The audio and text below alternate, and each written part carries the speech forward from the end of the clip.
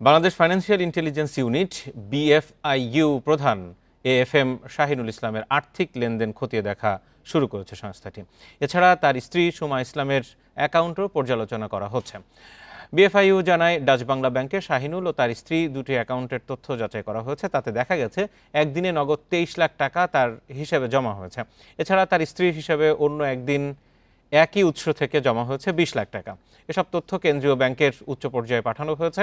শাহিনুল ইসলামের বিরুদ্ধে বেশ কিছু অভিযোগ খতিয়ে দেখা হতে পারে বলে জানিয়েছে বাংলাদেশ ব্যাংকের মাধ্যমে আছে এনা পরিবহনের অ্যাকাউন্ট ফ্রিজের পর প্রায় 19 কোটি টাকা উত্তোলনের সুযোগ দেয়া। গত 18 আগস্ট সামাজিক যোগাযোগ মাধ্যমে তার একাধিক আপত্তিকর ভিডিও ছড়িয়ে পড়ে। এরপর থেকে ছুটিতে শাহিনুল ইসলাম।